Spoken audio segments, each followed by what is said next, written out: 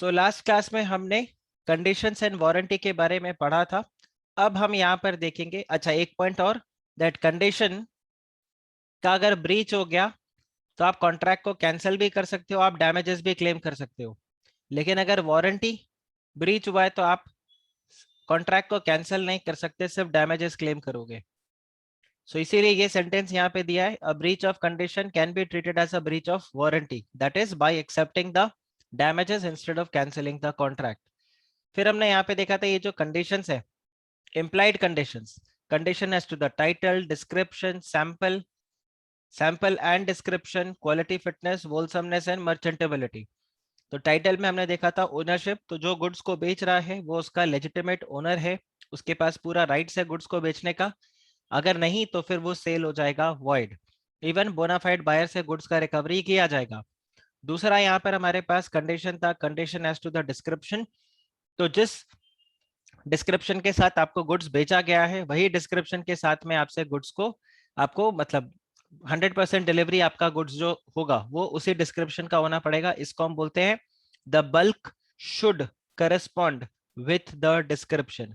फिर हमने देखा था सेल बाय सैंपल, तो यहाँ पर आ जाएगा the bulk should correspond with the sample, और बायर को एक रीजनेबल अपॉर्चुनिटी दिया जाना चाहिए सैंपल को चेक करने के लिए। फिर आप यहाँ पे देखो sale by sample as well as description, तो इन दोनों का क्लब हो जाएगा। फिर quality as to the fitness, right, condition as to the quality और फिटनेस। तो यहाँ पर वही पॉइंट आया कि अगर सेलर को बायर ने ऑलरेडी बता दिया था कि मेरा क्या पर्पस है, remember Ram Shyam car for touring purpose, तो अगर बायर सेलर के ऊपर रिलाई कर रहा है तो फिर ये वाला कंडीशन भी बाय डिफॉल्ट आ जाता है। लेकिन सपोज करो बायर इस तरह से सेलर को कुछ बताता नहीं और वो स्ट्रेट अवे जाके प्रोडक्ट को खुद ही परचेज कर लेता है, तो फिर वहां पर ये वाला कंडीशन नहीं रहेगा। फिर देखा था कंडीशन एज टू द मर्चेंटेबिलिटी, तो मर्चेंटेबिलिटी मतलब कि गुड्स के अंदर कोई ऐसा डिफेक्ट नहीं होना चाहिए वो बिकने लायक हो। मर्चेंटेबिलिटी का मतलब होता है बेचने लायक, कि एक इंसान उस गुड्स को रिजेक्ट नहीं कर पाएगा, उसको हम बोलते हैं कंडीशन एज टू द मर्चेंटेबिलिटी। फिर हमने देखा था कंडीशन एज टू द वोलसमनेस, तो वोलसमनेस आपने खाने पीने के प्रोडक्ट्स के ऊपर लगता है, तो एडिबल प्रोडक्ट्स के ऊपर जैसे मैंने बताया, so that should B free from the defects, वो एडिबल होना चाहिए। तो जैसे एक्सपायरी डेट प्रोडक्ट्स अगर आपको दिया जा रहा है तो वो यहाँ पर आपका condition as to the wholesomeness breach हो गया। फिर आ जाता है इम्प्लाइड वारंटी। अब देखो इम्प्लाइड वारंटी में सबसे पहला क्या है, warranty as to the undisturbed possession. Undisturbed possession का क्या मतलब होगा, मतलब एक बार गुड्स आपको बेच दिया, आपकी कस्टडी में गुड्स आ गया है, उसके बाद में अनडिस्टर्ब्ड पोजेशन रहना चाहिए। अनडिस्टर्ब्ड पोजेशन का मतलब कि मैं आराम से उस गुड्स को प्रॉपरली एंजॉय कर सकता हूँ। अगर उसमें कोई प्रॉब्लम आ रहा है, ठीक है, बार बार कुछ उसमें प्रॉब्लम आ रहा है, या गुड्स को मेरे को रिटर्न करना पड़ रहा है किसी टाइम के लिए, कुछ ऐसा, तो मैं यहाँ पर क्या बोलूंगा, warranty as to the undisturbed possession मेरा यहाँ पर क्या हो गया, ब्रीच हो गया। तो अगर मैंने कोई मोबाइल फोन को खरीदा है, उस मोबाइल फोन में बार बार प्रॉब्लम आ रहा है, या उस मोबाइल फोन के साथ कुछ ऐसा आपने कंडीशन रखा हुआ है, और बेसिकली बार बार वो मोबाइल फोन मुझे सर्विस सेंटर में ले जाके देना पड़ रहा है, कुछ भी ऐसा गड़बड़ हो रहा है, तो मैं क्या बोलूंगा, I am not getting a undisturbed possession. मुझे मोबाइल फोन मिल तो गया है पर बार बार इसके अंदर प्रॉब्लम आ रहा है आपका, so I am saying that the warranty as to the undisturbed possession is breached. Therefore an implied warranty that the buyer shall have a right and enjoy the quiet possession of the goods, इसको हम बोलते हैं undisturbed possession. तो अगर ये breach हो गया तो जो भी बायर है वो सेलर को स्यू करेगा for the breach of warranty.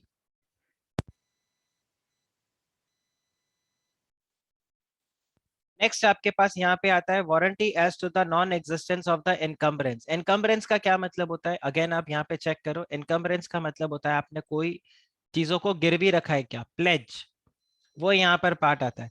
अब आप सिनेरियो देखो, अगर मैं कोई मोबाइल फोन आपको बेच रहा हूँ या कोई भी प्रोडक्ट, मैं आपको अपना लैपटॉप बेच रहा हूँ, ठीक है, मैं आपको बोल रहा हूँ मेरा लैपटॉप 1 लाख रुपए का है और मैं 1 लाख रुपए का आपको लैपटॉप बेच रहा हूँ। अब आपको एक पॉइंट यहाँ पर ध्यान रखना है, bye the way important for your exam, इसके अंदर इस तरह से कोई सिचुएशन बेस्ड क्वेश्चन आपको मिलेगा। तो आप देखो मैं एक एग्जाम्पल आपको बना के देता हूँ और इससे आप चेक कर पाओगे। देखो ये मैंने आपको मेरा लैपटॉप बेचा, ठीक है, लेट्स से मैंने गौरव को ये लैपटॉप बेच दिया, ठीक है। अब आप देखो यहाँ पर क्या सिनेरियो होता है। जब मैंने गौरव को ये लैपटॉप बेचा, ये लैपटॉप मैंने उसे बेचा 1 लाख रुपए का। अच्छा, सबसे पहले गौरव मुझसे पूछेगा सर आप इसके ओनर तो हो ना, मैं बोला यस मैं इसका ओनर हूँ। तो condition as to the title तो यहाँ पर मीट कर गया। बट मैंने यहाँ पे गौरव को एक बात नहीं बताया कि ये जो लैपटॉप है, ये लैपटॉप मैंने परचेज किया था ईएमआई के ऊपर, ठीक है। ये मैंने ईएमआई के ऊपर परचेज किया था और इसके अभी भी कुछ इंस्टॉलमेंट्स पे करना बाकी है। लेट्स से 40,000 का इंस्टॉलमेंट अभी भी पे करना बाकी है। This is still pending. अब आप मुझे बताओ, गौरव के लिए यहाँ पर एक प्रॉब्लम हो जाएगा। व्हाई? ये लैपटॉप जब मैं यहाँ पे गौरव को बेच दूंगा, बैंक वाला मेरे से रिकवरी करने के लिए आएगा ये 40,000 रुपए के लिए। तो मैं बैंक को क्या बोलूंगा, सी वो 40,000 रुपीज मैं कहाँ से पे करूंगा या मैं क्यों पे करूं, लैपटॉप तो मेरे पास है नहीं। लैपटॉप का असली ओनर अब तो गौरव हो चुका है, तो आप गौरव से जाके रिकवर करो। अब जब बैंक गौरव से रिकवर करने के लिए जाएगा, तो गौरव क्या बोलेगा, यार मैंने तो 1 लाख रुपए आनंद सर को पे कर दिए, उन्होंने कभी भी कुछ ऐसा ईएमआई के बारे में बताया नहीं। तो अब यहाँ पर गौरव के पास दो ऑप्शन होगा। या तो गौरव मेरे को बोलेगा कि सर ये 40,000 रुपया पे करो, मुझे बार बार परेशानी हो रहा है। यहाँ पर अनडिस्टर्ब्ड पोजेशन वाला पॉइंट भी आ सकता है कि बार बार आके बैंक वाले आके मेरे से लैपटॉप बंद कर देते हैं। मैं क्लास अटेंड कर रहा हूँ तो वो आके लैपटॉप बंद करते हैं और बोलते हैं इस पे जो पैसे हैं अभी तक बाकी है आपने पूरे पे नहीं किए, तो आपको पूरा क्लास अटेंड करने को नहीं मिलेगा, या बार बार परेशान करते हैं। So either you are going to direct me कि सर आप उठाकर इसका पूरा पेमेंट कर दो, बैंक वालों को 40,000 रुपए का पेमेंट करो। अगर नहीं तो यहाँ पर दूसरा ऑप्शन क्या रहेगा, गौरव खुद यहाँ पर पे कर देगा, किसको, बैंक वालों को, ठीक है। एंड लेटर ऑन ये 40,000 रुपया गौरव मेरे से रिकवर करेगा। लेट्स से ये 1 लाख रुपए गौरव ने अभी तक पूरे पे किए नहीं है, गौरव ने सिर्फ 50,000 रुपीज पे किया। तो गौरव यहाँ पे 40,000 रुपया बैंक को पे करेगा और 10,000 रुपए मेरे को दे देगा और बोलेगा सर आपका केस यहाँ पे खत्म। मैं बोलूंगा यार गौरव तेरे को तो 1 लाख रुपए देने थे। गौरव क्या बोलेगा, सर ये लैपटॉप के ऊपर जो ईएमआई था 40,000 रुपए का वो मैंने बैंक को पे कर दिया, तो बचा हुआ अमाउंट मैंने आपको दिया, तो 1 लाख माइनस 40 60,000 रुपीज। 50,000 मैंने आपको ऑलरेडी पहले दिया हुआ था और ये 10,000 रुपए का चेक आप अभी लो और आइंदा कभी शक्ल मत दिखाना। तो ये आपका ट्रांजैक्शन होगा। तो आपको जो एग्जाम में आंसर लिखना होगा वो ये रहेगा, what are the remedies which are available with the buyer. अगर ये कंडीशन ब्रीच होता है, ये वारंटी अगर ब्रीच होता है, तो आप यहाँ पर क्या बोलोगे, either the buyer can direct the seller to pay the amount so that the goods become free from encumbrance, या फिर दूसरा ऑप्शन है the buyer can himself pay the money to the bank and, या जो भी वहां पे lender है उसको पे कर देगा and then later on recover that amount from the seller. Is this clear? ये वाला क्लियर है? if you want to take a screenshot of this you can take a screenshot of this। आपको अगर इसका स्क्रीनशॉट लेना है तो आप स्क्रीनशॉट ले सकते हो। ओके, फिर देखिए यहाँ पर नेक्स्ट आता है warranty as to the quality of fitness and usage by the trade. अब आप बोलोगे सर ये तो आपका कंडीशन में भी था, ये यहाँ पर भी आ गया। देखो यहाँ पर किस चीज का आ रहा है, implied warranty, this is with respect to the quality और fitness of a particular purpose which may be annexed और attached to the usage of the trade. तो अगर कोई भी प्रोडक्ट है, ठीक है, जो कि बेसिकली किसी पर्टिकुलर चीज के लिए यूज होता है, जैसे शॉर्पनर है, शॉर्पनर पेंसिल को शार्प करने के लिए आपका है, अब उससे आपका पेंसिल शार्प नहीं हो रहा। कई बार आप लोगों के साथ भी हुआ होगा, आपने शार्पनर परचेज किया बट आप उसमें पेंसिल डालते हो तो वो शार्प नहीं करता क्योंकि उसका ब्लेड खराब होगा, कुछ भी ऐसा। तो आप क्या बोलोगे, यहाँ पर ये वाला वारंटी जो है ये ब्रीच हो चुका है। तो इन दैट केस आपके पास ये ऑप्शन नहीं होगा कि आप उसको बोलो शॉर्पनर वापस रखो मुझे पैसे दो। वो क्या बोलेगा, शॉर्पनर को मैं आपको रिप्लेस करके देता हूँ या तो मैं ब्लेड को रिप्लेस करके देता हूँ, पर कॉन्ट्रैक्ट कैंसिल करने का राइट आपके पास किसी भी तरीके से यहाँ पर नहीं आएगा। नेक्स्ट आप देखिए, dangerous disclosure to the dangerous nature of the goods. ये आप लोगों ने कई बार देखा होगा, गुड्स के ऊपर लिखा हुआ रहता है कि don't use this particular product like this और लाइक दैट। जैसे मैं अभी अपने 10 मंथ्स डॉटर के लिए एक बाथटब लेके आया था, छोटा बाथटब, उस बाथटब के ऊपर क्लियरली डिस्क्रिप्शन दिया हुआ था कि कभी भी बच्चे को इसमें अकेला नहीं छोड़ना है क्योंकि कई बार बच्चे ड्राउन हो जाते हैं। और उसमें तो ऐसा लिखा हुआ है इन्फेंट्स हैव डाइड मतलब वो बिल्कुल घबराई देते कि भाई बच्चे को किसी भी तरीके से यहाँ पे मत छोड़ना। तो आपको यहाँ पर जो डेंजरस नेचर है वो डिस्क्लोज करके रखना है। कई बार आप देखो, आप रेस्टोरेंट्स वगैरह में जाते हो, ठीक है, तो वो जब आपको कॉफी सर्व करता है उसके ऊपर लिखा हुआ रहता है it's hot, beware it's hot, इस तरह से करके लिखा हुआ रहता है। तो आपको यहाँ पर वही बताया है। अब जैसे एक वार्निंग मेरे को काफी अच्छा दिखा था, ये वाला, कि ये जो ट्रिमर है, please don't use while sleeping. खैर जोक्स अपार्ट, राइट, आप यहाँ पर सिनेरियो देखो, इस तरह से करके आपको काफी सारे मिलेंगे। ये देखो जैसे आपको यहाँ पर मिल रहा है, ये देख रहे हो, ये जो पटाखे आप फोड़ रहे हो, इसको कैसे फोड़ना है, इस तरह से दिया हुआ रहता है। फिर आप ये देखो, डिसइंफेक्टेड वाइप्स, ठीक है। पहले तो लोग नहीं समझते थे, बट कोविड के बाद ये काफी समझने लग गए। तो इसको बताया भाई, ये टॉयलेट सीट जो रहता है उसको, पब्लिक टॉयलेट अगर आप यूज करते हो तो उसके डिसइंफेक्टेड के लिए है, जैसे हम वेट वाइप्स को यूज करते हैं, पर इसमें क्लियरली बोला हुआ है कि इसको आप डाइपर वाइप, मतलब छोटे बच्चे जब पॉटी करते हैं उसके तरह आप इसको यूज नहीं कर सकते। और ना ही आप इसको पर्सनल क्लीनिंग की, पता चला इससे आप मुंह हाथ पोंछने लग गए। No, this is for the toilet seat only, surface को क्लीन करने के लिए, क्योंकि ऑब्वियसली इसमें हार्श केमिकल्स होते हैं। सेम वे कभी आप इस तरह से क्रेट अगर आप लोगे तो आप वहां पे देखना कैन के ऊपर भी लिखा हुआ रहता है कि देखो इसके ऊपर काफी ज्यादा प्रेशर रहेगा, ये जो है, जिसको कभी भी मुंह की तरफ या आइस की तरफ करके मत खोलना, हो सकता है आपको प्रेशर से लगे। फिर ये देखो, जैसे कि ये बाल्टी है, इस बाल्टी के ऊपर दिया हुआ है, ये दिख रहा है, ये वाला, तो यहाँ क्लियरली लिखा हुआ है kids can fall into the bucket and drown, keep childrens away from the bucket with even small amount of water. ये एग्जैक्टली उसी बाथटब के अंदर लिखा हुआ है जो मैंने अपनी डॉटर के लिए लिया, वहां पर भी ऐसा ही लिखा हुआ था कि even with the small amount of water the kids can drown. तो ये सब आ गया। प्लास्टिक बैग्स वगैरह रहते हैं उसमें दिया हुआ रहता है रिस्क ऑफ सफोकेशन, तो बच्चों से इसको आप दूर रखो। कई बार बच्चे वो पैकेट को मुंह में ऐसे ही ले लेते हैं, फिर वो सफोकेशन के मारे there can be some problem. तो ये सब चीजें आ गई। तो अगर कोई भी इस तरह से करके डेंजरस नेचर है गुड्स का, उसको आपको यहाँ पर क्लियरली डिस्क्लोज करना होगा। आप बताओ, क्या आपको ये समझ में आया कि नहीं? समझा? ओके, चलिए अब देखो, when the condition is to be treated as the warranty. अब देखो, आप कंडीशन और वारंटी के बीच में आप डिफरेंस काफी अच्छे से समझ पा रहे हो। कंडीशन मतलब आप अगर गड़बड़ हुआ तो कॉन्ट्रैक्ट कैंसिल कर सकते हो, वारंटी मतलब आप कैंसिल नहीं कर पाओगे। अब यहाँ पर क्या बता रहे कि ब्रीच किसका हुआ है? ब्रीच हुआ है कंडीशन का, ठीक है। या फिर आप ये ऐसे समझ लो कि ये जो है ये आपके पास क्या है, ये है कंडीशन, ठीक है। लेकिन उसको आप ट्रीट किसकी तरह कर रहे हो? वारंटी की तरह ट्रीट कर रहे हो। तो ऐसा कब होगा? कई बार ये एग्जाम के अंदर क्वेश्चन आता है। अब इसमें अगर आप ये वाला पैराग्राफ पढ़ो, I won't say this is complicated, but काफी अच्छे तरीके से यहाँ नेक्स्ट पेज में एनालिसिस की तरह दिया हुआ है, ठीक है। आप पहले इसको पढ़ते हैं यहाँ पे। तो इसमें क्या बताया हुआ है देखो, सबसे पहले तो आप यहाँ पे ध्यान रखना, अगर हुआ था ब्रीच ऑफ कंडीशन और बायर ने उसको ट्रीट कर दिया एज ब्रीच ऑफ वारंटी, तो आप ध्यान रखना, now later on the contract can not be cancel, the contract can not be cancelled. ये आ रहा है आपको समझ में गाइस? ये समझ में आ रहा है आपको? राइट, ब्रीच ऑफ कंडीशन हुआ, उसको आपने ब्रीच ऑफ, आपको याद है हमने मिस रिप्रेजेंटेशन वाले में एक क्वेश्चन देखा था, वो कौन तो था, आई थिंक एक तो पार्टी सूरज था और मोहन था। वो बाइक उसने बेचा, वो खराब निकला, फिर 40% रिपेयर्स के पैसे एक्सेप्ट कर लिए।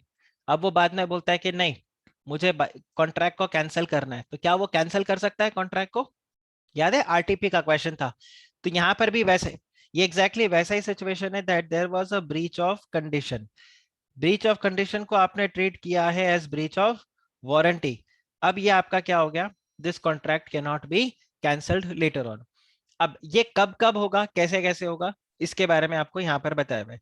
अब देखो, दो तरीके से है, एक तो होता है वॉलंटरी वेवर और दूसरा होता है कंपल्सरी वेवर। देखो, वॉलंटरी वेवर मतलब यहाँ पे जो बायर है वो खुद डिसाइड करता है, okay, buyer decides to do so. वो खुद बोलता है कि यार मेरे को कंडीशन को क्या करना है, वेवर करना है, और मुझे उसको किसकी तरह ट्रीट करना है, वारंटी की तरह। और दूसरा आपके पास है कंपलसरी वेवर। कंपलसरी वेवर के अंदर ये दो सिचुएशंस है।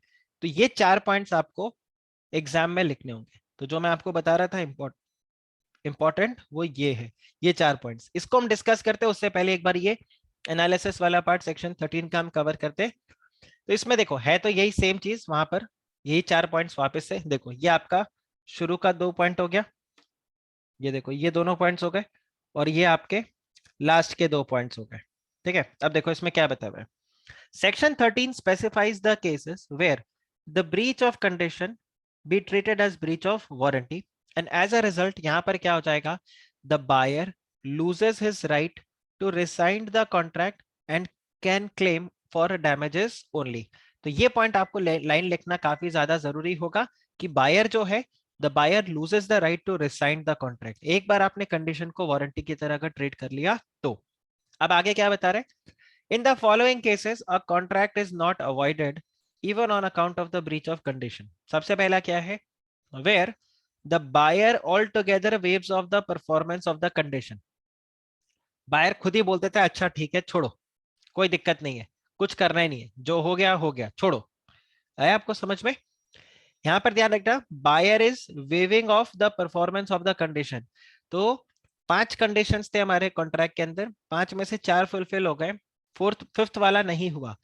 अब जो बायर है वो खुद ही बोल रहा है छोड़ो रहने दो, चलेगा कोई दिक्कत नहीं है। तो यहां पर आपका breach of condition breach of warranty की तरह ट्रीट हो जाएगा, और वो बोलेगा एक काम करो, ये चौथे वाले कंडीशन 5वें वाले कंडीशन के लिए आप एक काम करो, कुछ तो पेमेंट वगैरह कर दो, या जैसे जो भी आपका रहता है, या आप उसको कंप्लीटली ऑल टुगेदर इग्नोर भी कर सकते हो। यहां पर क्या है, buyer elects to treat the breach of condition as a breach of warranty. तो अब ब्रीच ऑफ वारंटी की तरह वो ट्रीट कर रहा है, तो अगला क्या करेगा, डैमेजेस क्लेम करके ले जाएगा। इसका काफी अच्छा एग्जाम्पल और कॉमन एग्जाम्पल जो एग्जाम के अंदर आता है वो ये है। ए ने अग्री किया कि वो 10 बैग सप्लाई करेगा बी को, जो कि होगा फर्स्ट क्वालिटी शुगर का, और उसका प्राइस था 625 रुपया। अब हुआ क्या, उसने सप्लाई कर दिया 600 रुपया वाला शुगर, जो कि था सेकंड क्वालिटी का। अब यहां पर ए के पास ऑप्शन है, या तो वो कॉन्ट्रैक्ट को रिजेक्ट कर दे, वो बोले कि नहीं मुझे तो फर्स्ट क्वालिटी शुगर ही चाहिए, मैं सेकंड क्वालिटी शुगर यूज नहीं करूंगा। या फिर ए क्या कर सकता है, बी क्या कर सकता है, sorry, B can cancel the contract and say that नहीं मुझे तो फर्स्ट क्वालिटी शुगर ही चाहिए। या फिर बी ए को बोल सकता है चलो कोई बात नहीं, मैं सेकंड क्वालिटी शुगर को एक्सेप्ट कर लेता हूं, लेकिन मैं आपको 25 रुपए कम दूंगा, या फिर ये जो 25 रुपए अगर मैंने ऑलरेडी पे कर दिया तो मुझे ये रिफंड कर दो। आ रहा है आपको समझ में?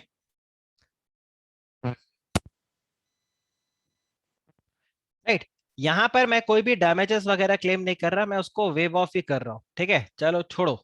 और यहां पर मैं क्या कर रहा हूं, यहां पर मैं आज से यहाँ पर जो डैमेजेस वगैरह है वो डैमेजेस को क्लेम करके बोल रहा हूँ चलो ठीक है अभी कोई दिक्कत नहीं। ये आता है when the contract is non severable and the buyer has accepted either the whole of the goods or any part thereof। तो यहां पर क्या हो जाएगा, acceptance will mean acceptance under section 72 of the contract act। ध्यान रखना यहां पर क्या दिक्कत हुआ है कि जो कॉन्ट्रैक्ट है वो नॉन सिवरेबल है, ठीक है, आप कॉन्ट्रैक्ट को स्प्लिट नहीं कर सकते, और फिर भी आपने उस कॉन्ट्रैक्ट को क्या कर लिया, एक्सेप्ट कर लिया। मतलब 2 पार्ट्स है कॉन्ट्रैक्ट के, उसमें एक पार्ट को आपने अगर एक्सेप्ट कर लिया तो फिर वो 100% एक्सेप्टेंस यहाँ पर आपका मान लिया जाएगा, ठीक है। तो ये आ जाता है आपका जब आप कॉन्ट्रैक्ट नॉन सेवरेबल था और आपने बायर ने गुड्स को एक्सेप्ट कर लिया, या तो पार्ट या फुल, तो यहाँ पर आपका कॉन्ट्रैक्ट मतलब basically breach of condition will be treated as a breach of warranty. अब आप क्योंकि आपने बायर ने देखो यहाँ पर एक्सेप्ट कर लिया ना, एक्सेप्टेंस इटसेल्फ इज व्हाट कि आपने ब्रीच ऑफ कंडीशन को ब्रीच ऑफ वारंटी की तरह ट्रीट किया है। और दिस नेक्स्ट आ जाता है when it is excused by the law. मतलब लॉ के अंदर ही कुछ ऐसे सिनेरियोज हो गए जहां पर ब्रीच ऑफ कंडीशन को बोला जा रहा है कि ब्रीच ऑफ वारंटी की तरह ट्रीट करेंगे। It can be due to the impossibility और ड्यू टू एनी रीजन। आपको ये ध्यान रखना है when it is excused by the law, if it is excused by the law then in that case you are free. तो ये 4 points आपको exam के अंदर लिखने होंगे। आप बताओ क्या ये क्लियर हुआ? ये पॉइंट्स आपको ध्यान रखना है।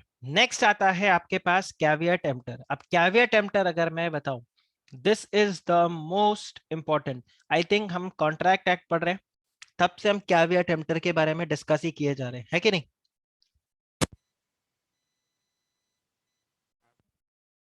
फ्रॉड के अंदर भी था, ठीक है। अब हम यहाँ पर पढ़ेंगे कैविएट एम्प्टर का क्या मतलब होता है। सबसे पहले तो देखो मतलब क्या होगा यहाँ पे। कैविएट एम्प्टर का मतलब होता है लेट द बायर बिवेयर। अब बिवेयर वर्ड का मतलब समझते हो? कई बार आप देखते हो किसी घर में अगर वो एनिमल रहता है, सावधान रहे, तो वहां पे लिखा था ना बिवेयर डॉग्स। मतलब यहाँ पे डॉग्स है तो आप बच के गेट, ध्यान से गेट खोलना। हो सकता है जैसे ही आप गेट खोलो तो आपके ऊपर कुत्ता झपटा मार ले या आपको बाइट कर ले। तो कैविएट एम्प्टर का मतलब होता है लेट द बायर बिवेयर। अब बिवेयर का क्या मतलब हो गया यहाँ पे, मैंने आपको ऑलरेडी बताया। अब यहाँ पर क्या पॉइंट आ रहा है कैविएट एम्प्टर का, अगर ओवरऑल आप क्रक्स देखो तो कैविएट एम्प्टर ये बोलता है कि जो बायर है, देखो हर तरफ वैसे हम बोलते हैं सेलर की रिस्पॉन्सिबिलिटी है, जो सेलर है, customer is the king, customer is the God, correct. और हर जगह गलती किसकी है? सेलर की गलती है। तुम सामान बेच रहे हो, तुम्हें ध्यान से बेचना चाहिए ना, एवरीथिंग। बट एक जगह यहाँ पर बात किस चीज का आ रहा है? सेलर का भी आ रहा है, बायर का भी आ गया। और सेलर का पॉइंट यहाँ पर कैसे आ गया? अगेन कैविएट एम्प्टर के थ्रू। आप मुझे बताओ, मैं आप लोगों को पढ़ा रहा हूँ, क्या 100% रिस्पॉन्सिबिलिटी मेरी है आपके पास या फेल होने से? आपका पास या फेल होने का 100% रिस्पॉन्सिबिलिटी क्या मेरा है? Answer is no. व्हाई? अब मैंने सपोज करो आप लोगों को बता दिया ये चीजें इंपॉर्टेंट है, मैंने आपको पूरा सिलेबस, और मैंने आप लोगों को बता दिया ये चीज इंपॉर्टेंट है, ये एग्जाम में आ सकता है, और आपने फिर भी उसको नहीं पढ़ा, तो क्या आप मेरे को बाद में रिस्पॉन्सिबल ठहरा सकते हो? Answer is no. यहाँ पर क्या हो जाएगा कि आपको ऑलरेडी मैंने सब बता दिया था, उसके बाद भी आपने नहीं पढ़ा, तो इट इज योर रिस्पॉन्सिबिलिटी। हाँ, सपोज करो आपको मैं कोई एक चैप्टर नहीं पढ़ा, मैं बोलूं देखो सेल ऑफ गुड्स एक्ट जो है उसके ऊपर एग्जाम में कोई क्वेश्चन नहीं आता, ठीक है, या वो इंपॉर्टेंट नहीं है, या इस बार सिलेबस में ऐसा ऐसा कुछ भी नहीं, मैं इस तरह से करके आपको कुछ टॉपिक जानबूझ के नहीं पढ़ाता, पूरा चैप्टर तो नहीं, बट बहुत सारे टॉपिक्स बीच के उड़ा देता हूँ।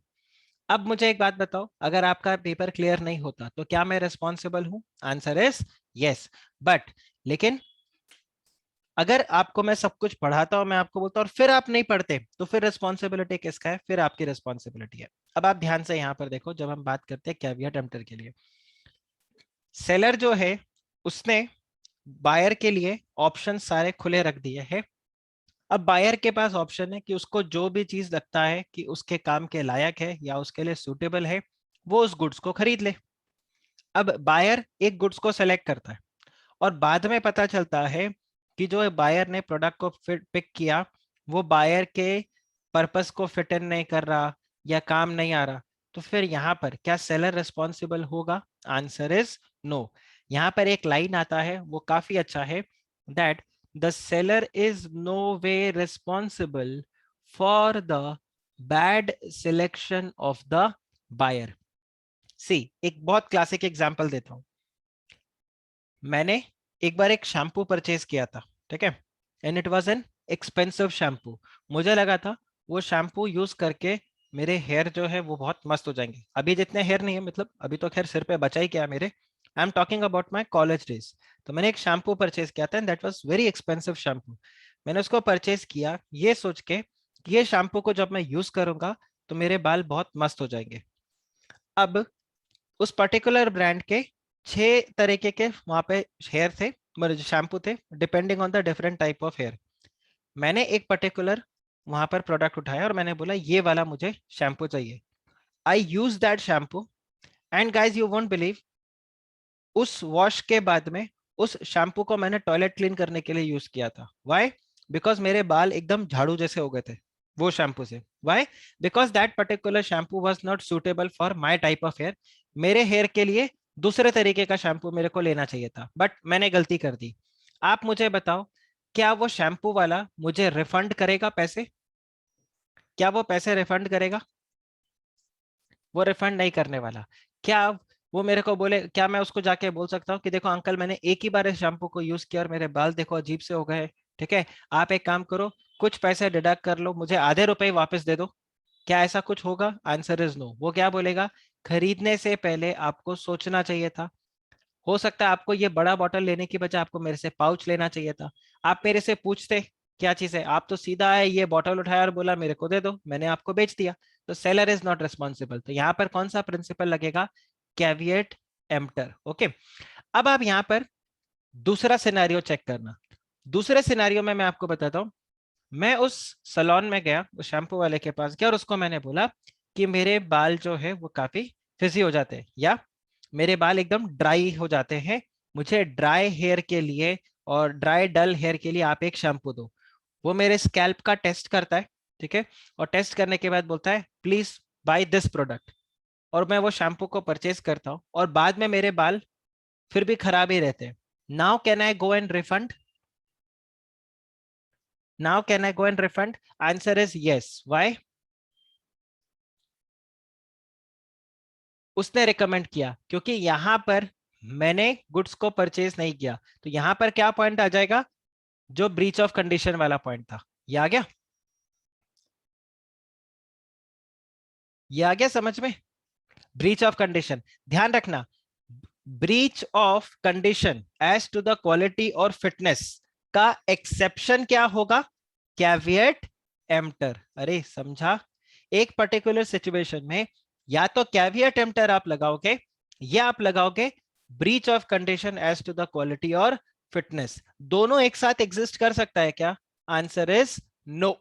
Okay guys, clear? राइट। अच्छा, मैंने जो शैम्पू खरीदा वो शैम्पू खराब है, मतलब not just for my hair but that shampoo is itself खराब। तो आप मुझे बताओ क्या होगा? क्या तब कैविएट एम्प्टर लगेगा वहां पे? हाँ, आप कुछ उसी तरह से समझो। तब कैविएट एम्प्टर लगेगा नहीं। तब वहां पर क्या आ जाएगा? तब क्वेश्चन आ जाएगा merchantability. Condition as to the merchantability. अब यहां पर आप क्या चेक करोगे? आप ये बोलोगे, देखो हमने यहां पर भी देखा था, ये देखो किधर गया, जस्ट अ मिनट, ये देखो। सी मर्चेंटेबिलिटी का पॉइंट आएगा। अब मर्चेंटेबिलिटी का पॉइंट कैसे आएगा? सिंपल देखो, अगर ये डिफेक्ट ऑर्डिनरी एग्जामिनेशन से पकड़ में आ सकता होता और फिर भी मैंने उसको ध्यान नहीं दिया तो लगेगा कैविएट एम्प्टर। लेकिन अगर ऑर्डिनरी एग्जामिनेशन से पता नहीं चल सकता तो फिर इसमें क्या लग जाएगा? Condition as to the merchantability. मैं क्या बोलूंगा? ये जो आपने मुझे शैम्पू बेचा है this is not merchant. For example, उसने मुझे शैम्पू बेच दिया कि this is for human hair. मैं बाद में उसका लैब टेस्ट कराता हूं और मुझे पता चलता है कि ये शैम्पू तो कुत्तों के लिए, इट इज फॉर डॉग। अब आप मुझे बताओ, क्या कैवियर टेम्पटर में लगाऊंगा? क्यों? क्योंकि आप एक बात बताओ, शैम्पू इंसानों वाला है या कुत्तों वाला है, आपको देखकर कैसे पता चलेगा? यस और नो? या तो भगवान ने आपको इतनी शक्ति दी हो कि भाई आप ये खूबी आप में, स्किल, कितने तेजस्वी लोग हैं हमारे देश में जो ऐसा काम कर सकते हैं। अगर ऐसी बात है तब तो बात अलग है। लेकिन अगर ऐसा नहीं है तो फिर सिनेरियो क्या रहेगा कि आप यहाँ पर कंडीशन एज टू द मर्चेंटेबिलिटी के ऊपर आप बताओगे कि बॉस ये जो गुड्स है ये आर नॉट ऑफ मर्चेंटेबल क्वालिटी। आया समझ में?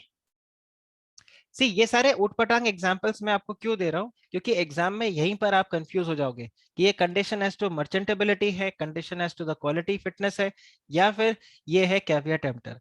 पर हाँ, अगर वो शैम्पू का सपोज करो सील टूटा हुआ है और बाद में 2 घंटे बाद में आके बोलता हूं अंकल ये आपने सील टूटा हुआ शैम्पू मेरे को दिया, मर्चेंटेबल क्वालिटी का नहीं है ये, तो अंकल क्या बोलेंगे?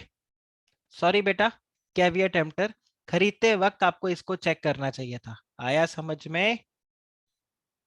गाइस ये पॉइंट आया समझ में? क्लियर? राइट। गौरव, आप सबके बिहाफ में बोलते हो या आप अपने लिए बोलते हो सिर्फ? अच्छा, खुद के लिए बोलते हो, ओके चलो। Yes, yes, perfect. चलो, आपने एक बहुत मस्त सेंटेंस यहाँ पे बोला, उसको मैं यहाँ पे ब्लैक स्क्रीन में लिख देता हूँ।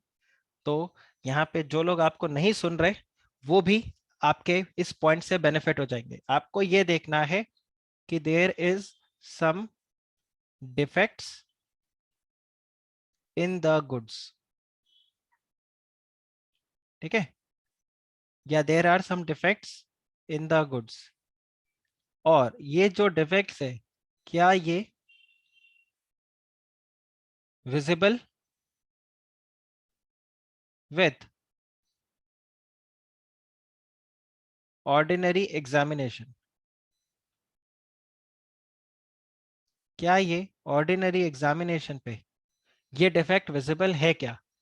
अगर आपका आंसर है यस, ये विजिबल है, तो फिर क्या हो जाएगा? ये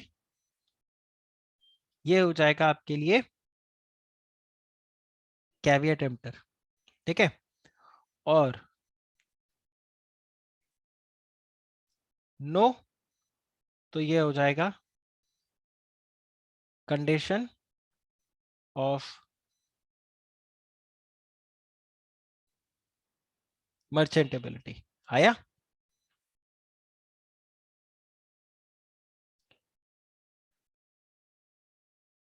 ये लो, ये बताओ, ये क्लियर हुआ? गुड्स जो आपने परचेज किया उनमें कोई डिफेक्ट्स है क्या? ये डिफेक्ट ऑर्डिनरी एग्जामिनेशन से विजिबल है क्या? यस, तो कैविएट एम्प्टर भाई, बायर आपको पता कर लेना चाहिए था, यहाँ पर सेलर रिस्पॉन्सिबल नहीं होगा और यहाँ पर सेलर रिस्पॉन्सिबल होगा, तो ये भी मैं यहाँ पे लिख देता हूँ, caveat emptor, the responsibility is of the buyer, और ये तो मैं बोलूंगा the responsibility is of the seller. Is this clear? काफी अच्छा, ये एग्जाम के अंदर आपको हेल्प करेगा। Thank you Gaurav, I think बाकी लोगों को भी थैंक यू बोलना चाहिए गौरव को। चलिए, इसका स्क्रीनशॉट आप ले लो।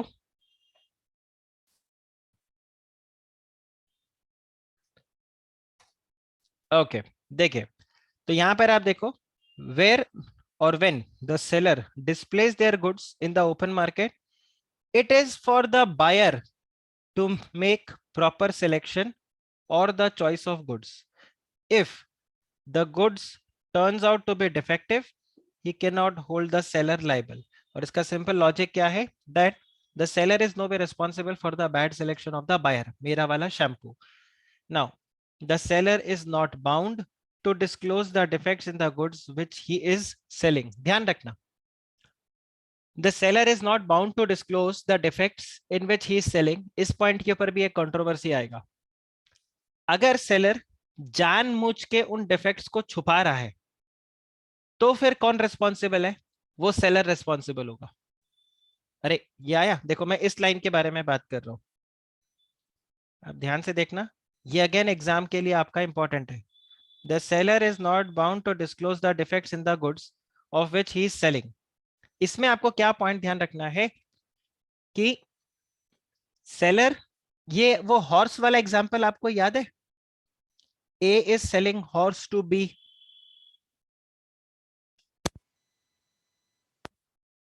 The horse is not fit for racing, contract act के अंदर जो था, is he responsible to disclose that?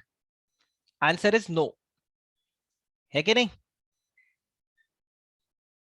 नहीं याद आ रहा? ये पॉइंट याद नहीं आ रहा? देखो, इसलिए रिस्पॉन्सिबल नहीं है क्योंकि वो यहाँ पे गुड्स को, मतलब डिफेक्ट को छुपा नहीं रहा, ठीक है। See I tell you, there is, again यहाँ पे हम बताते हैं, there are some defects in the goods,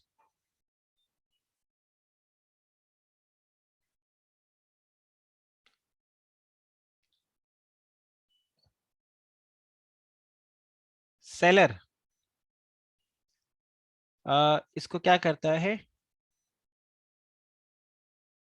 conceals the defects. Seller क्या कर रहा है? इन डिफेक्ट को कंसील कर रहा है, छुपा रहा है, करेक्ट।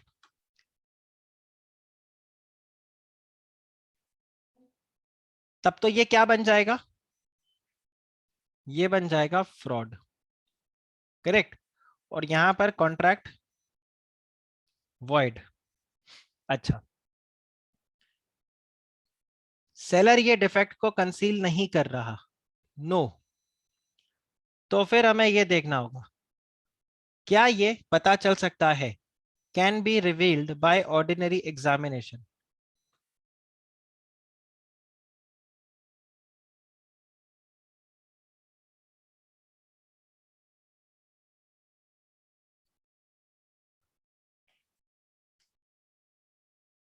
तब तो फिर हमारा वो यस नो वाला जो चार्ट हमने इससे पहले बनाया वो यहाँ पर लग जाएगा। ठीक है, अब मैं यहाँ पे आपको एक और पॉइंट बताता हूँ।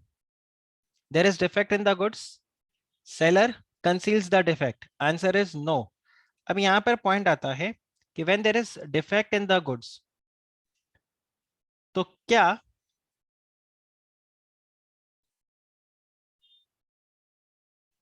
बायर ने कंफर्म किया क्या? Did buyer confirm the defects with the seller? मतलब घुमा फिरा के बाद वापस से ये वही फ्रॉड वाला आ जाएगा, यस वाला। सी बायर ने यहाँ पर सेलर को बोला कि ये गुड्स, जैसे ए और बी ने हॉर्स वाला ट्रांजैक्शन किया था, ए बी को बोल रहा है देखो मैं हॉर्स परचेज करना चाहता हूं तुम्हारा, लेकिन मैं ये हॉर्स परचेज करना चाहता हूं रेसिंग के लिए। Now the horse is not fit for racing. क्या बी रिस्पॉन्सिबल होगा? क्या बी रिस्पॉन्सिबल होगा? ध्यान से देखना, ए ने बी को बोला I want to purchase your horse and I want to purchase your horse for racing purpose, बता दिया उसने। और बी रहता है इस बात पे साइलेंट, या वो बोलता है हाँ हाँ कोई प्रॉब्लम नहीं है, the horse is fit for racing. In that case seller यहाँ पे क्या कर रहा है? बी कौन है? बी है सेलर। तो इन दोनों सिनेरियो में सेलर क्या कर रहा है? सेलर यहाँ पे डिफेक्ट्स को कंसील कर रहा है कि नहीं? छुपा रहा है, राइट? तो ये फ्रॉड हो गया, कॉन्ट्रैक्ट वॉइड, सेलर रिस्पॉन्सिबल। अच्छा, ए बी को बोलता है I want to purchase your horse. A horse purchase करना चाहता है रेसिंग पर्पस के लिए, लेकिन वो बी को कुछ बताता नहीं है, और बी भी उसको कुछ नहीं बोलता कि देखो हॉर्स रेसिंग पर्पस के लिए या ऐसा है। आप मुझे बताओ, क्या अब ये फ्रॉड होगा? तो यहां पर सेलर रिस्पॉन्सिबल नहीं रहेगा। क्यों रिस्पॉन्सिबल नहीं रहेगा? Because he is not bound to disclose these defects. ये पॉइंट क्लियर हुआ गाइस? ये पॉइंट क्लियर हुआ? अच्छा, अब तीसरा आप एग्जांपल देखो। मैं आपको कोई प्रोडक्ट बेचता हूं और वो प्रोडक्ट के अंदर कुछ डिफेक्ट है सॉरी, और उस डिफेक्ट को मैं जानबूझ के छुपाने की कोशिश करता हूं। लेट्स से मैं आपको एक मोबाइल फोन बेच रहा हूं, इस मोबाइल फोन में यहाँ पर एक छोटा सा डेंट है इस जगह, और उस डेंट में मतलब जनरली उसमें जब डेंट लगता है तो वो सिल्वर कलर का हो जाता है, करेक्ट? मेटल ही रहता है अंदर तो सिल्वर कलर का होता है। मैं उसके ऊपर पेंट कर देता हूँ, ब्लैक कलर का मैं पेंट कर देता हूँ ताकि देखने से पता नहीं चले। Who is responsible? The seller is responsible. Why? Because the seller tried to conceal the defect. Okay, लेकिन अगर सपोज करो मैं उसको कुछ नहीं करता, मैं एज इट इज रखता हूं और मैं आपको बताता हूं, आप उस मोबाइल फोन को देखते हो, परचेज करते हो, और अगर ऑर्डिनरी एग्जामिनेशन से पता चल सकता है तो फिर यहां पर क्या हो जाएगा? ये कैविएट एम्प्टर लग जाएगा। हाँ, लेकिन अगर मैं आपको बोलता हूं ये एकदम ब्रांड न्यू मोबाइल फोन है और उस ब्रांड न्यू मोबाइल फोन में ऐसा डेंट है, तो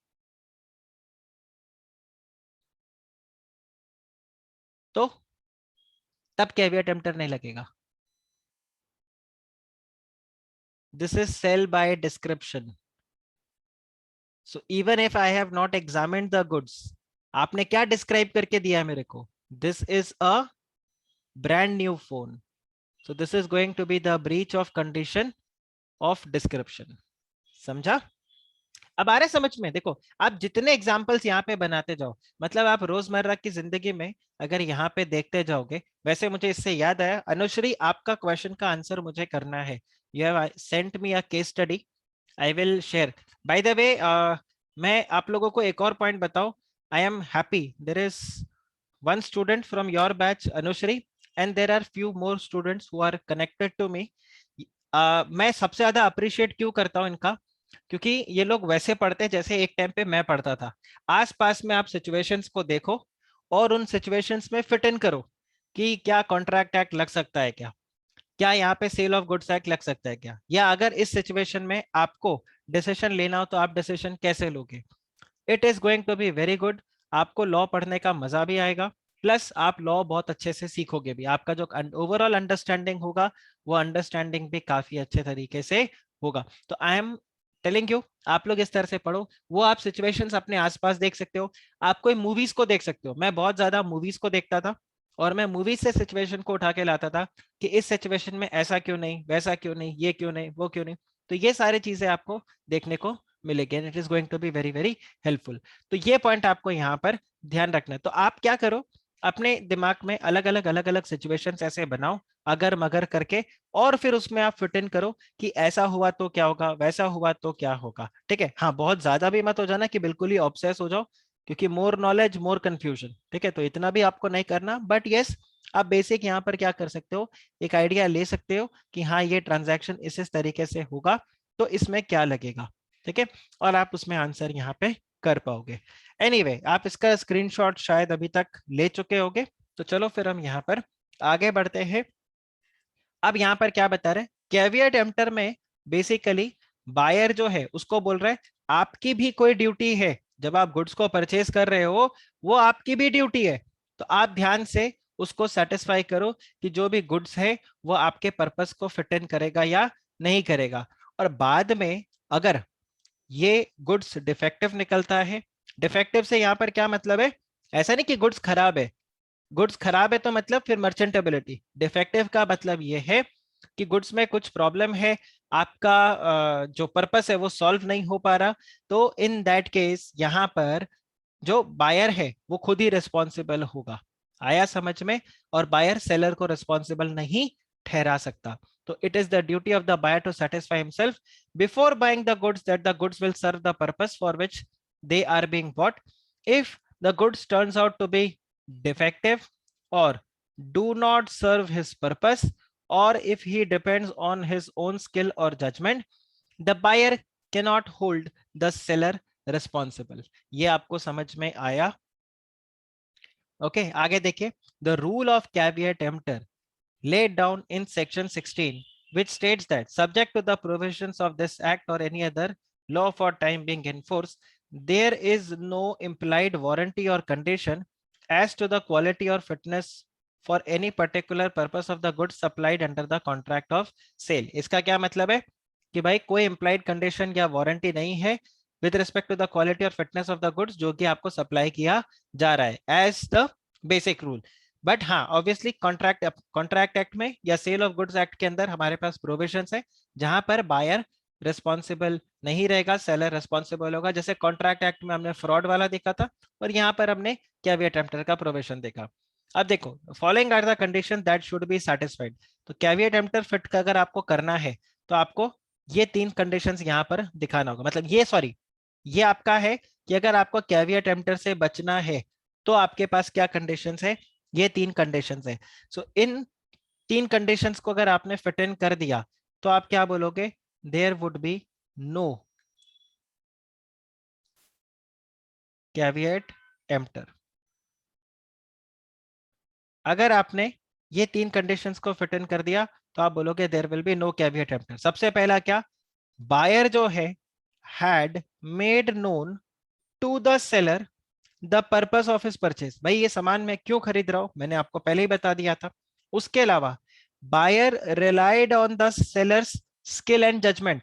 भाई मैंने सेलर पे भरोसा किया, उसने जैसा बोला मैंने वैसा लिया।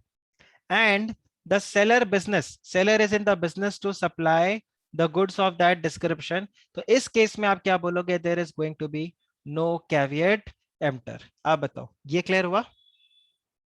ये क्लियर हुआ? और इसमें आप ध्यान रख लेना वो जो मैड हॉर्स वाला केस है, मैड हॉर्स फ्रॉड। ठीक है, चलिए देखो ये वाला एग्जाम्पल एग्जाम के अंदर आएगा। ये देखो, A sold pigs to B. ये जो पिग्स थे ये इन्फेक्टेड थे, इसकी चक्कर में क्या हो गया, it caused typhoid to the other healthy pigs of the buyer. क्या यहाँ कैविएट एम्प्टर लगेगा? Answer is no. Why? Because the seller was not bound to disclose the pigs were unhealthy. ठीक है, सेम ये वाला एग्जांपल आपको contract act के अंदर मिला था फ्रॉड में। A purchases a horse from B, A needed the horse for riding but he did not mention the fact to B. सबसे इंपॉर्टेंट, उसने ये मेंशन नहीं किया। अगर ये वाला मेंशन कर देता वो, यहाँ पे डिड नॉट की बजाय, मतलब सिर्फ नॉट अगर हट जाए, he did mention this fact to B, तो सिनेरियो कुछ और होता, पर अभी कुछ और होगा। The horse is not suitable for riding but is suitable only for driven, being driven in carriage. तो in that case caveat emptor rule आपका यहाँ पर लगेगा, और ए ना तो हॉर्स को रिजेक्ट कर सकता है और ना ही कोई कॉम्पनसेशन को क्लेम कर सकता है। आप बताओ, इज दिस क्लियर? ओके, आगे देखिए आप यहाँ पे। अब आते हैं एक्सेप्शंस ऑफ कैविएट एम्प्टर। तो ये भी आपके लिए इंपॉर्टेंट है, क्योंकि देखो 7 मार्क का अगर क्वेश्चन आएगा तो वो आपको पूछेगा कैविएट एम्प्टर और उसके एक्सेप्शंस आप बताओ। तो आप यहाँ पर देखो पॉइंट क्या है, fitness as to the quality of the use. तो अगर आपने ऑलरेडी पर्पस अपना बता दिया था, तो ये वही वाला पॉइंट हो गया, ये वाला पॉइंट हो गया आपका। अगर आपने ऑलरेडी बता दिया था, so where the buyer makes known to the seller the particular purpose for which the goods are required so as to show that he relies on the seller's judgment or skill and the goods are of the description in the ordinary course of business, then in that case seller will be responsible। ठीक है, अब देखो जैसे आप वो राम श्याम वाला example देख लो, right, Ram Shyam car for touring purpose,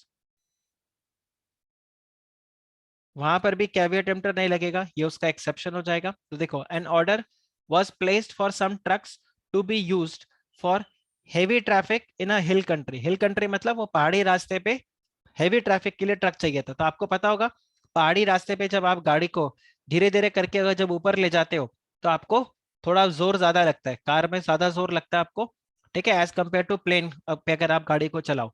तो यहाँ पर वही पॉइंट बताया, बाद में पता चला कि ये जो ट्रक है ये अनफिट था और ये रास्ते में टूट गया, गाड़ी खराब हो गई। तो अब यहाँ पर क्या बोलेंगे, the breach of condition is there so as to the fitness.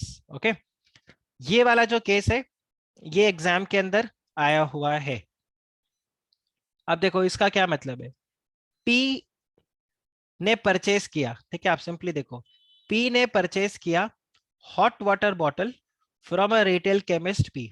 तो एक केमिस्ट के पास वो गया और उसने उसको बोला मुझे हॉट वाटर बॉटल चाहिए। अब ऑब्वियस बात है, हॉट वाटर बॉटल किसके लिए होगा, गर्म पानी को होल्ड करके रखने के लिए। ठीक है, आप बाहर जाते हो, अभी जैसे फेस टू फेस लेक्चर्स जब होते थे तो even I use to carry a hot water bottle, कि कहीं पर भी अगर मैं बाहर जा रहा हूँ तो लेक्चर्स के बीच में अगर मुझे पानी पीना है तो मैं ठंडा पानी नहीं पीता था, मैं गर्म पानी पीता था, सो दैट मेरे थ्रोट में आराम रहे।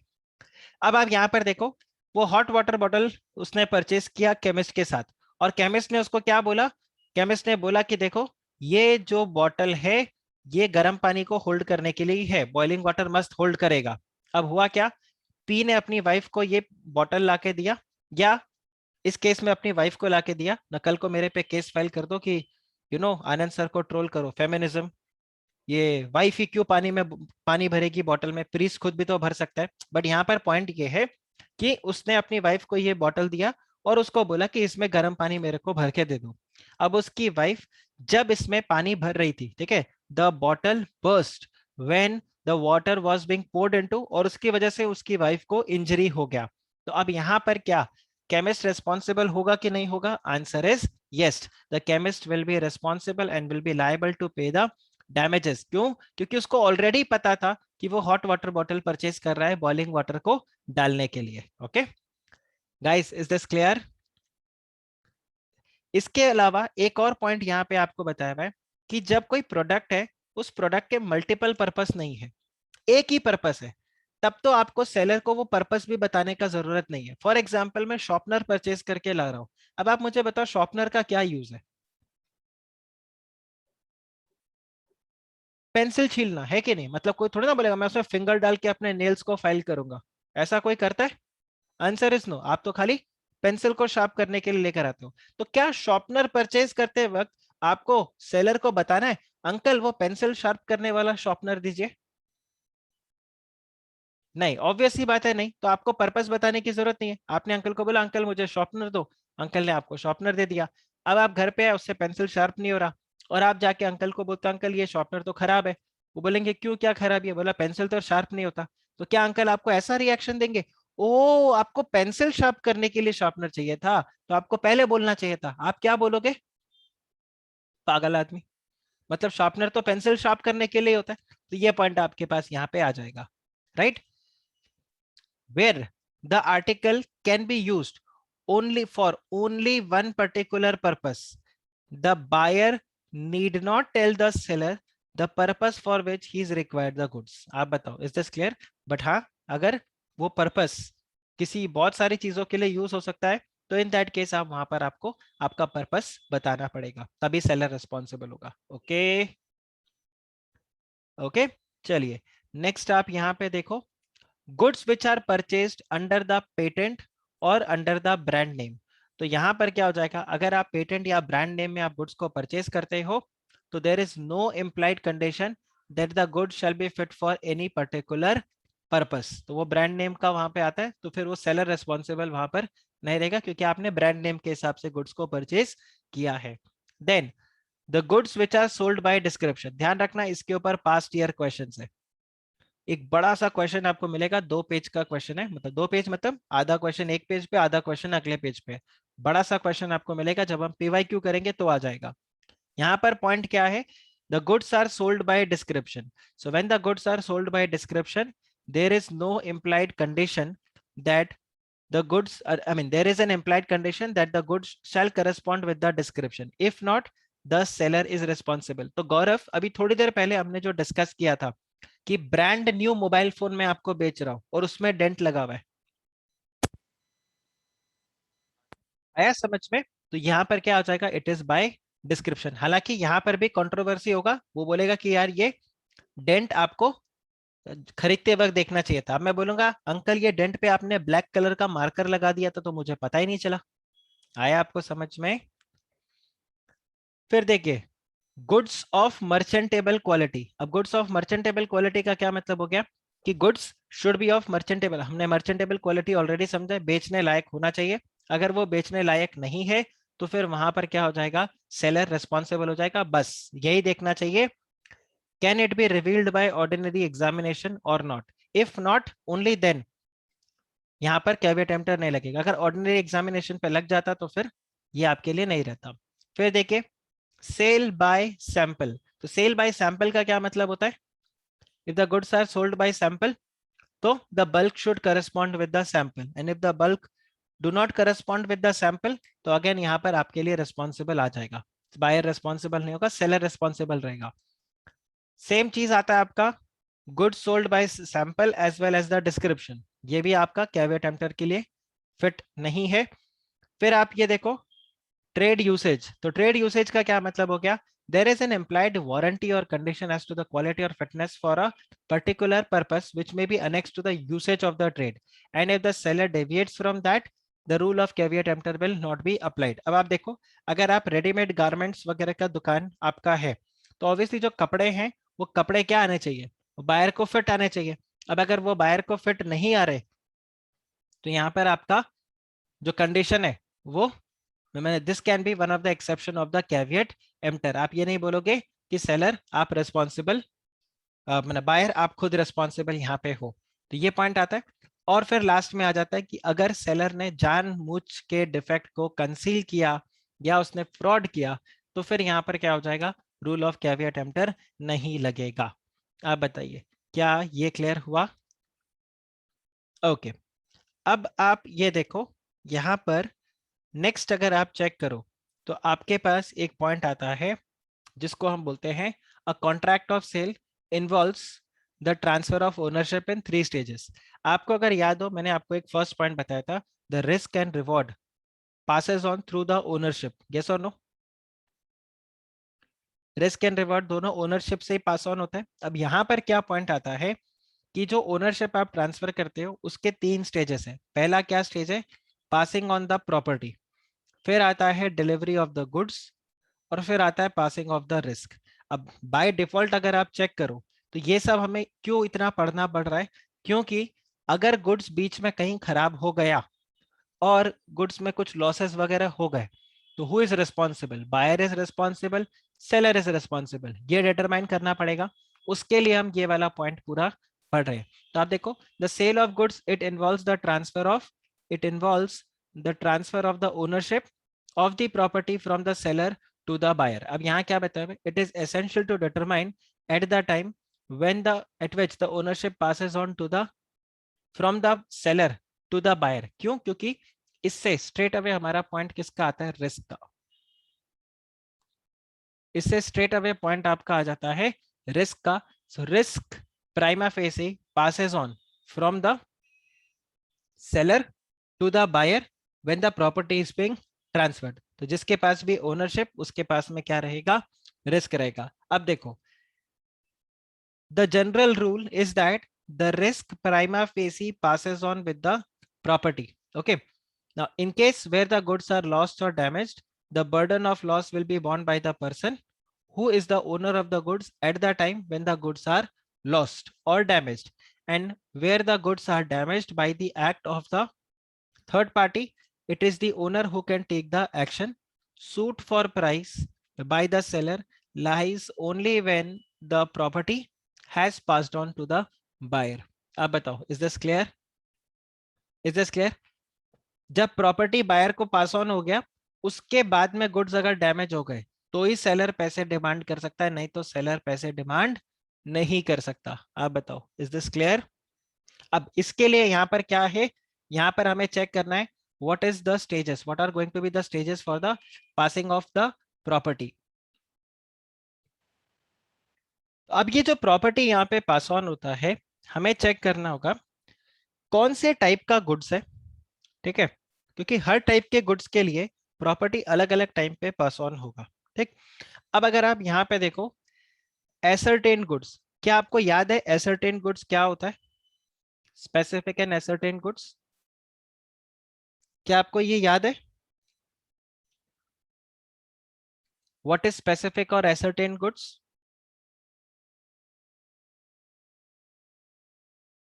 क्या आपको याद है स्पेसिफिक या एसर्टेन गुड्स क्या होता है?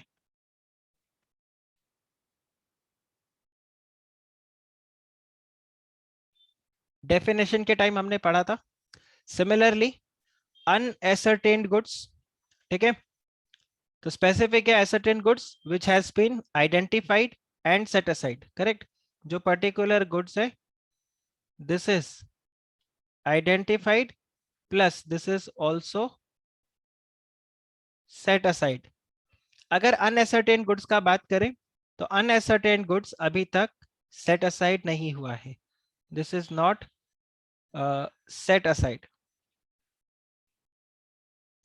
ठीक है, अब इसके अलावा ये और दो तरह के गुड्स है, goods which are sent on approval और रिटर्न बेसिस।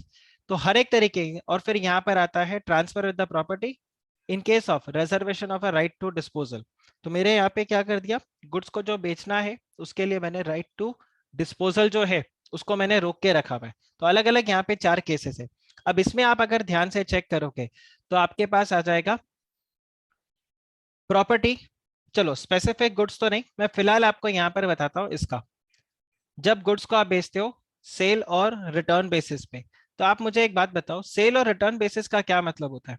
आप में से कितनों ने ऐसा किया है, मिंत्रा से ड्रेस मंगवाया या जो भी शर्ट ट्राउजर जो कुछ भी आपने मंगवाया, उसमें वो लोग 30 डेज या 21 डेज का टाइम देते हैं रिटर्न करने के लिए, यस और नो? 30 डेज के अंदर अंदर आप उसको रिटर्न कर सकते हो। अब अगर आपने 30 डेज के अंदर अंदर रिटर्न नहीं किया तो क्या होगा?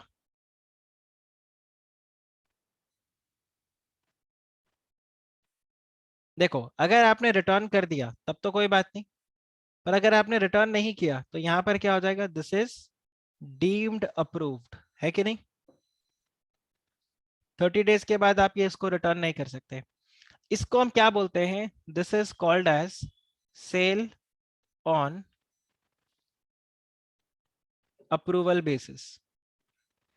ठीक है, और ये जो 30 डेज का टाइम पीरियड है, इन 30 डेज को हम क्या बोलेंगे, ये 30 डेज को हम बोलेंगे अप्रूवल पीरियड।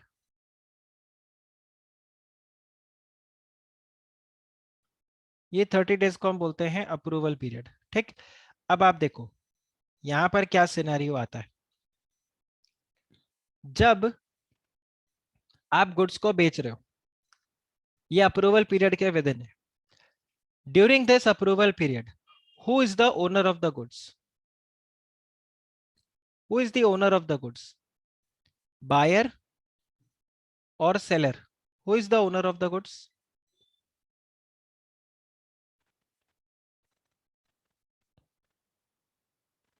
आपने अगर ये मिंत्रा से परचेस किया है, 30 दिन का टाइम पीरियड चल रहा है, तो कौन यहाँ पे, ये 30 दिन के टाइम पे कौन ओनर है? आप ओनर हो या मिंत्रा वाला ओनर है? ध्यान रखना, मिंत्रा वाला ओनर है। ठीक है, आप भी हो सकते हो 30 दिन के अंदर अंदर, आप भी हो सकते हो। प्राइमा फेसी वहां पर कौन ओनर रहेगा? सेलर। बायर कब कब ओनर बन जाएगा? देखो, बायर ओनर बन जाता है अगर वो ये 30 दिन के अंदर, देखो 30 दिन के अंदर अगर रिटर्न नहीं किया तो it is deemed approve, then definitely who is the owner? Now buyer is the owner. और ध्यान रखो, हम यहाँ पे ओनरशिप की बात क्यों कर रहे हैं? बिकॉज ओनरशिप के अंदर क्या हो जाएगा? Risk passes on with the ownership. तो यहाँ पर बायर ही ओनर है। अब बायर कब ओनर बनेगा? ये 30 दिन के पीरियड में। सो 30 दिन के बाद तो definitely buyer is only the owner. During these 30 days how can the buyer become the owner? अगर बायर ये 30 डेज के अंदर अप्रूवल भेज दे, मतलब मिंत्रा वाले को आप खुद ही बोल दो कि भाई ये गुड्स मुझे अच्छा लग गया है, मुझे फिट आ गया है, मैं इसको रिटर्न नहीं करने वाला, और आप वहां पे कर दो इसका पेमेंट, तो यहां पर आप क्या बन जाओगे? You will become the owner. दूसरा ऑप्शन आपके पास यहां पर क्या है कि जो ओनर है, ठीक है, जो यहाँ पे ओनर है उसको, मतलब जो बेसिकली बायर है यहाँ पे, वो बायर कुछ ऐसा करता है जिससे वो अपने आप को ओनर की तरह प्रेजेंट करता है। If he acts like the owner, if the buyer acts like the owner, तो भी यहां पर मैं क्या बोलूंगा? जो ओनरशिप है वो ट्रांसफर हो गया from seller to the buyer. अब एक्ट्स लाइक ओनर वाली हरकतें क्या हो सकती है? सपोज आपने इसको रीसेल कर दिया, आपने इसको प्लेज करवा दिया, ठीक है, आपने इसको कंज्यूम कर लिया, तो आप किसकी तरह बिहेव कर रहे हो? आप इसको ओनर की तरह बिहेव कर रहे हो। देखो एक बात बताओ, जब आप गुड्स को परचेज करते हो ट्रायल पर्पस के लिए, आप ये देखना चाहते हो, तो आप मुझे बताओ, क्या आप उस ड्रेस को पहन के पार्टी में जाओगे? अच्छा, आपने एक बार उस शर्ट को पहना बस ये चेक करने के लिए कि वो फिट बराबर है कि नहीं है, तो क्या आप ओनर की तरह बिहेव कर रहे हो या अभी भी आप एक प्रोस्पेक्टिव कस्टमर की तरह बिहेव कर रहे हो? Prospective customer, as a customer ही आप बिहेव कर रहे हो, है कि नहीं? क्योंकि एक बार आप खरीदने के लिए ट्रायल करना पसंद करोगे। लेकिन अगर आप उसको पहन के बिना टैग उतारे उसको पहन के पार्टी में चले जाते हो, तो what are you doing? You are acting like a owner. आया आपको समझ में? तो यहां पर फिर क्या हो जाएगा? जो बायर है वही रेस्पॉन्ड, मतलब then the ownership has passed on to the buyer. अब सपोज करो आप उसको पार्टी में पहन के जाते हो और उसके ऊपर कोई सॉस गिरा देता है। आप मुझे बताओ, व्हाइट शर्ट थी, उसके ऊपर सॉस गिरा दिया या किसी ने कॉफी गिरा दी, आप मुझे बताओ क्या अब आप उस शर्ट को रिटर्न कर सकते हो? नहीं कर सकते। क्यों? इवन तो आपने अप्रूव नहीं किया हो। Why? Because you have acted like the owner of the goods. तो यहां पर क्या हो जाएगा? You are responsible. आप बताओ, इज दिस क्लियर? राइट, तो ये आपके पास पूरा पूरा प्रोविजन है। तो हम जब नेक्स्ट लेक्चर में स्टार्ट करेंगे, will start with this specific goods, unascertained goods, फिर अप्रूवल बेसिस, फिर यहाँ पे आता है कैश ओनली। तो इन सब के ऊपर है। तो अगला जो पूरा क्लास हमारा होगा, पूरे लेक्चर में हम सिर्फ इसी पार्ट को डिस्कस करेंगे। और एग्जाम पर्सपेक्टिव से again very very important. Sir आप हर पॉइंट को इंपॉर्टेंट बताते हो, अब मैं क्या करूं? आप पेपर को आपने खुद ही देखा है, पीवाईक्यू आपने कॉन्ट्रैक्ट एक्ट का खुद ही देखा है, आपने चेक किया था, जो जो पॉइंट्स मैंने बताए वो सारे सारे इंपॉर्टेंट है। बिकॉज ऐसा ऐसा कुछ है ही नहीं कि जो वो नहीं पूछते। इंस्टीट्यूट हर टॉपिक को बराबर तरह से कवर करता है। तो सर फिर ऐसे ही बोल दो ना सारे इंपॉर्टेंट है, एक एक ऐसे लिखते क्यों? देखो जो पॉइंट्स मैं यहाँ पे लिखता हूँ कॉन्सेप्चुअली ये आपके लिए काफी ज्यादा इंपॉर्टेंट हो जाता है। हाँ, एग्जाम में जिसके क्वेश्चंस आते हैं वो तो मैंने आपको ऑलरेडी यहाँ पे बताया हुआ है। Right? So that's it for your today's lecture. पिछला एक बार प्लीज मैं आप लोगों को बोलूंगा, अगर आप लोग रिवाइज करके आओगे तो नेक्स्ट लेक्चर में आपको काफी इजी होगा इन सब पॉइंट्स को समझने को। अदरवाइज मैं आप लोगों को यहाँ पे समझाऊंगा तो सही, बट अगर आप पढ़ के रखोगे तो थोड़ा आपके लिए इजी रहेगा। Okay, so that's it for your today's lecture then, take care, bye bye.